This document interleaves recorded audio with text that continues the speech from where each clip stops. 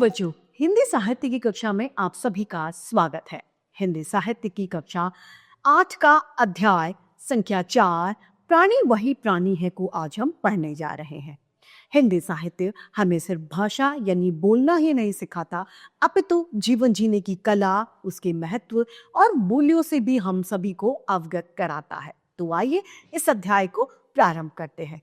यह है अध्याय संख्या 4 प्राणी वही प्राणी है।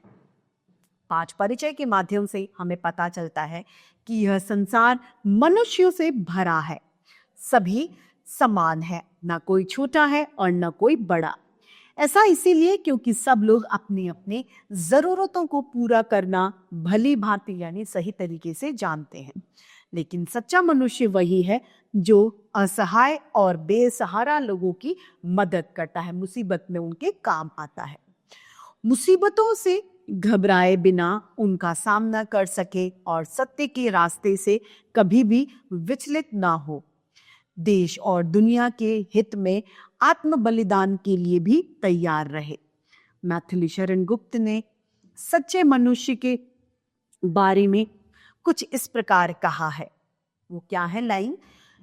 यही पशु प्रवृत्ति है कि आप ही चरे, वही मनुष्य है जो मनुष्य के लिए मरे। मतलब जानवरों की प्रवृत्ति क्या है कि जानवर अपना स्वयं का खाना खाएं, दूसरे का न खाएं, ये जानवरों की प्रवृत्ति है। लेकिन मनुष्यों की प्रवृत्ति क्या है? मनुष्य अपने साथ साथ दूसरों का भी भला सोचे। आइए इसे पढ़ना शुरू करते हैं। तपित को स्निग्ध करे, प्यासे को चैन दे।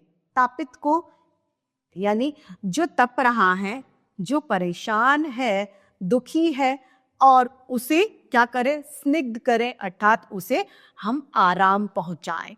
प्यासे को चैन दे, प्यासे की प्यास मिटाएं, उसे जल दे और उसे प्यास से मुक्त करें। सूखे हुए अधरों को फिर से जो बैन दे। सूखे हुए अधरों यानी सूखे हुए होठों को फिर से जो बैन दे। ऐसा सभी पानी है। लंगड़े को पाँव और लूले को हाथ दें। क्या है? लंगड़े, जो व्यक्ति लंगड़े हैं, जो चल नहीं सकते, उन्हें आप क्या दें? पाँव दें। आप उनका सहारा बने पैसाचियों के रूप में। और लूले को हाथ दें, यानी जिनके हाथ नहीं है वो लूले कहलाते हैं। उनको आप उनके हाथ बनकर आप उनकी मदद करें। सत की सांभर में मरने तक का साथ दें। आप उन्हें इस दुनिया में क्या करें? उनका आप सदैव साथ दें। बोले तो हमेशा सच, सच से हटे नहीं। आपको कैसी बात बोलनी है? आपको सदैव सच बात बोलनी है, जिसमें हमेशा क्या छुपा हो? सच छुपा हो। झूठ के डराए से हरगिज डरे नहीं, सचमुच वही सच्चा है। सच्चा कौन है? जो झूठ के डराने से भी, आपको चाहे कितनी भी कठिन परिस्थितियां आपके सामने क्यों ना आ जाए, लेकिन फिर भी आप झूठ से न डरें। आप हमेशा सच का ही मार्ग यानी सच का ही रास्ता आप चुने। लहरों के आने पर काई सा फटे नहीं, रोटी के लालच में तोते सा रटे नहीं, प्राणी वही है। कवि के मुताबिक प्राणी कौन है? जो लहरों के आने से काई, जो उसमें जल के प्रभाव से जो काई छप जाती है और जैसे ही पानी आता है तो वो फट जाती है। हमें वैसा नहीं बनना। हमें अचल खड़े रहना है, चाहे कितनी भी परिस्थिति खराब क्यों ना आ जाए, लेकिन हमें सत्य के मार्ग से कभी भी नहीं डगमगाना है। और रोटी के लालच में तोते सा रटे नहीं। ऐसा नहीं है कि आपको कोई प्रलोभन दे दिया जाए और आप सच्चाई के मार्ग से अलग हो जाएं। ऐसा आपको कभी नहीं करना है। जो ऐसा कभी ना करेगा वही क्या कहलाएगा? वही प्राणी यानी वही मनुष्य कहलाता है। माथे को फूल जैसा अपने चढ़ा दे, जो रुकती सी दुनिया को आगे बढ़ा दे, जो मरना वही अच्छा है। हमें कैसे अपनी जिंदगी जीनी है कि अपने माथे को यानी अपने सिर को फूल की तरह किसी के सामने अर्पित कर दे। अपनी देश सेवा में अपना सर्वस्व हम लुटा दे।